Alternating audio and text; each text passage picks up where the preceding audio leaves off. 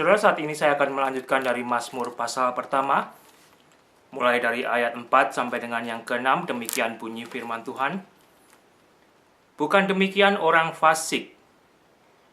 Mereka seperti sekam yang ditiupkan angin. Sebab itu orang fasik tidak akan tahan dalam penghakiman.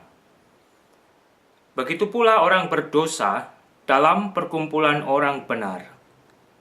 Sebab Tuhan mengenal jalan orang benar, tetapi jalan orang fasik menuju kebinasaan. Di mana pemazmur melanjutkan di dalam tulisannya tentang orang fasik. Kalau di bagian sebelumnya berbicara bagaimana janji kebahagiaan itu akan diberikan oleh Tuhan kepada mereka yang kesukaannya Taurat Tuhan. Tetapi saat ini kita boleh membaca tentang orang fasik. Orang fasik dalam bahasa Inggris diterjemahkan sebagai ungodly. Orang yang tidak di dalam Tuhan. Orang yang moralnya rusak. Bad person, condemned. Sudah dinyatakan memang jahat, bersalah, berdosa, hidup di dalam dosa. Firman Tuhan melalui pemazmur memberikan satu bagian yang jelas bagi orang fasik. Orang fasik seperti sekam yang ditiup angin. Sekam seperti bungkus padi yang sudah menguning, yang sudah digiling, dikeluarkan bijinya, dan kulitnya itu udah kering, ringan, ditiup angin dan terbang, saudara. Jadi orang fasik oleh pemazmur dikatakan bagaikan sekam yang ditiup angin. Tidak ada beban yang membuat sekam itu tetap berdiri dan tinggal pada tempatnya. Itulah orang fasik. Akan terbang ditiup angin. Tidak memiliki dasar yang kokoh. Tidak memiliki landasan yang kuat bagi orang fasik untuk bertahan dalam hidupnya. Orang fasik, orang yang tidak di dalam Tuhan, ada dua macam, saudara. Entah orang yang memang tidak percaya Tuhan, atau orang yang percaya ada Tuhan tetapi hidupnya tidak menyatakan bahwa orang itu percaya akan adanya Tuhan. Dan mungkin jikalau Anda ada di sekitar gereja dan persekutuan yang menyebut diri orang Kristen, sebenarnya orang fasik itu juga ada di antara kumpulan orang Kristen, orang percaya. Hanya yang membuktikan bahwa perbuatannya, saudara. Bukan namanya, bukan tempatnya, tetapi bagaimana orang itu sendiri berperilaku. Boleh menyanyi, boleh berbicara tentang firman Tuhan, tetapi kalau kelakuannya seperti orang yang tidak di dalam Tuhan, moralnya bejat, rusak, dia adalah orang fasik. Dan orang yang demikian tidak mempunyai dasar landasan yang kokoh, yang kuat untuk bertahan di dalam hidupnya. Dan orang yang demikian dikatakan berikutnya, sebab itu orang fasik tidak akan tahan dalam penghakiman. Orang yang demikian tidak akan tahan dalam penghakiman. Dia kering, ditiup angin, terbang, dan hilang. Karena dia tahu perbuatannya sudah dikatakan jahat, berdosa. Dan jikalau seorang yang ketahuan dirinya memang sudah salah, melakukan kesalahan, ketika dia dihadapkan di pengadilan, dia mau berkata apa? Mungkin saudara pernah secara pribadi pergi ke pengadilan menghadap hakim karena bersalah. Entah bersalah kena tiket tilang atau hal yang lain, tetapi intinya Anda bersalah dan harus menghadap hakim. Apakah Anda masih bisa berharap Pak Hakim mudah-mudahan melepaskan saya dinyatakan tidak bersalah. Atau mungkin dalam sistem pengadilan di dunia ini Anda masih bisa menyewa pengacara yang mahal, yang terkenal, yang ternama. Dan kepada si pengacara itu Anda sudah berbisik-bisik, cari jalan deh agar saya dibebaskan. Saya tahu saya salah. Ya mungkin disogok deh, atau kalau bisa dirundingkan ya tolong Anda rundingkan Pak pengacara. Itu hanyalah satu contoh yang bisa terjadi di pengadilan dunia. Tetapi di dalam pengadilan Tuhan, hal tersebut tidak akan berlaku.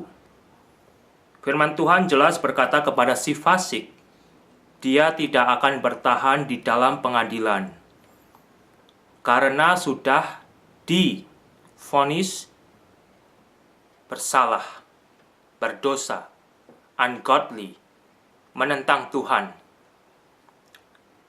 Apakah itu salah satu ciri kehidupan Anda? Jikalau itu adalah salah satu ciri daripada kehidupan Anda, sebelum waktu penghakiman itu tiba, baca kembali firman Tuhan ini dan renungkan. Orang yang demikian tidak akan bertahan di dalam penghakiman Tuhan. Mungkin ada orang yang berkata dalam hatinya, saya punya banyak uang Tuhan, nanti saya bayar deh. Dengan membantu yayasan ini, dengan membantu orang itu, dengan membantu anak yatim piatu, saya kasih uang kepada mereka. Tapi biar saya tetap hidup seperti ini. Kan saya menghasilkan banyak uang melalui pekerjaan kejahatan saya. Tidak demikian saudara dengan penghakiman Tuhan. Penghakiman Tuhan jelas, adil, dan sudah dikatakan melalui firman-Nya, orang yang hidup fasik tidak akan bertahan di dalam penghakiman.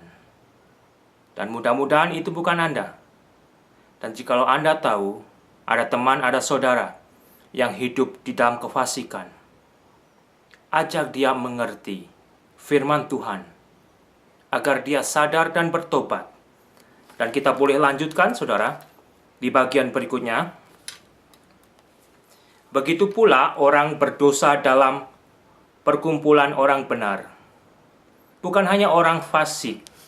Orang fasik juga adalah orang berdosa. Orang berdosa di dalam kumpulan orang benar juga tidak akan tahan. Ambil contoh, Anda adalah orang yang benar.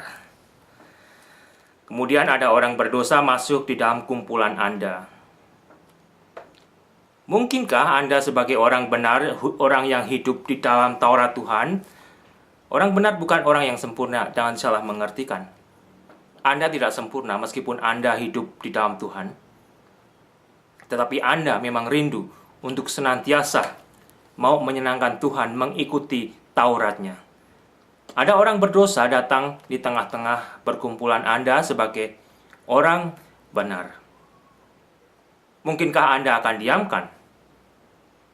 Kalau Anda mengetahui kelakuan dan kehidupan orang itu adalah orang berdosa, saya percaya Anda akan hampiri dan Anda akan ada bicara dengan baik dalam kasih, dan Anda akan tuntun orang ini untuk bertemu dengan Tuhan melalui firman-Nya. Dan mungkin orang ini akhirnya tidak tahan. Saya dikuliahin.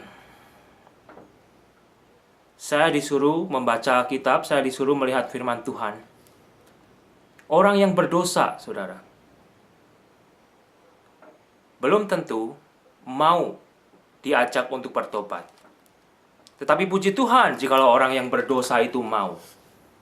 Ada orang berdosa yang masih hatinya tergerak untuk mendengarkan kebenaran. Berdoalah saudara, jikalau ada teman, ada saudara yang Anda ketahui hidup di dalam dosa, dan Anda boleh dipakai Tuhan untuk menjangkau orang berdosa, agar dia juga boleh diselamatkan. Bahkan melalui firman Tuhan juga berkata, jikalau dosa itu sudah dibuai, menghasilkan maut. Dosa itu membawa seseorang kepada kegelapan. Dia tidak bisa lagi melihat terang. Bahkan lebih sedih, seseorang berkata, seseorang ini masih punya saudara. Karena orang ini memilih bagi dirinya sendiri hidup di dalam dosa, dia mengatakan kepada orang lain, "Saya tidak mempunyai saudara lagi. Saudara saya hanya pacar baru saya, saudara saya hanya teman kumpul kebo saya, saudara saya hanya teman penipu saya." Orang yang hidup di dalam dosa ini, saudara, memilih jalan dosa ini, memvonis dirinya bahwa dia tidak mempunyai saudara lagi. Karena dia sebenarnya tahu yang dia lakukan itu bertentangan dengan Taurat Tuhan. Dan dia tahu saudaranya yang hidup di dalam Tuhan, orang tuanya yang hidup di dalam Tuhan, tidak akan setuju dengan kelakuannya. Dan saudara dan orang tuanya tentu yang di dalam Tuhan itu akan terus berdoa bagi dia, agar orang yang di dalam dosa ini bertobat. Sehingga orang ini bisa memvonis dirinya, mengatakan kepada orang lain bahwa dia sudah tidak memiliki saudara lagi, meskipun saudara kandungnya masih hidup. Menyedihkan. Upah daripada dosa, maut, kegelapan, saudara. Luar biasa, benar-benar terjadi. Dan kalau kita boleh lanjutkan lagi, di bagian berikutnya ayat yang ke-6. Sebab Tuhan mengenal jalan orang benar, tetapi jalan orang fasik menuju kebinasaan. Untuk hidup sebagai orang yang benar di dalam Tuhan, untuk berjalan menurut Taurat Tuhan, kembali saudara, di bagian depan dikatakan, di sana ada pencemooh. Kemungkinan Anda akan dicemooh, bahkan di antara sesama keluarga, di antara sesama teman, persekutuan dan gereja. Tetapi jikalau Anda tahu apa yang Anda ikuti, hidup menurut Taurat Tuhan, Tuhan juga tahu bagaimana Anda hidup sebagai orang benar di dalam Tuhan. Jadi biarlah itu boleh mengkuatkan Anda, boleh mengokohkan Anda agar Anda tidak goyah. Hidup di zaman yang tambah gelap dan demikian gelap. Kegelapan dan kerusakan itu justru sudah menjadi demam di antara persekutuan dan gereja. Mereka bisa ke gereja, bisa melayani, tetapi kehidupannya menunjukkan bahwa dirinya sebenarnya adalah orang fasik. Dan tetapi jalan orang fasik menuju kebinasaan. Jalan orang fasik menuju kebinasaan. Kembali, firman Tuhan begitu jelas bagi saya, bagi Anda yang mau membaca. Orang fasik, ungodly, orang yang tidak berjalan di dalam Taurat Tuhan, akan dihakimi, dan orang tersebut tidak akan sanggup berdiri di dalam penghakiman Tuhan tersebut. Mudah-mudahan sebelum waktu itu tiba bagi Anda, ada waktu bagi Anda untuk merenung, ada waktu bagi Anda untuk bertobat. Bayangkan saudara, jikalau firman Tuhan sudah dengan jelas mengatakan kepada saya, kepada saudara, orang yang fasik, orang yang menentang Tuhan tidak akan bertahan di dalam penghakimannya, dan Anda tahu Anda tidak berjalan di dalam Tuhan. Saya harapkan Anda mau mendengarkan suara Tuhan dan bertobat, agar Anda boleh dilepaskan daripada penghakiman yang membawa Anda kepada kebinasaan kekal. Jikalau Anda perlu untuk menuliskan sesuatu kepada saya, Anda bisa kirimkan melalui email thegiftofeternallife@gmail.com thegiftofeternallife@gmail.com.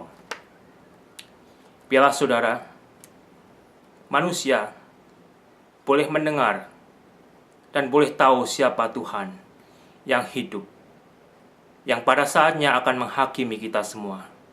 Dan orang yang fasik tidak akan bertahan di dalam penghakimannya, tetapi mereka yang mau hidup di dalam Taurat Tuhan, orang tersebut akan hidup berbahagia di dalam Tuhan, meskipun dunia ini tidak menjanjikan kebahagiaan bagi mereka. Amin.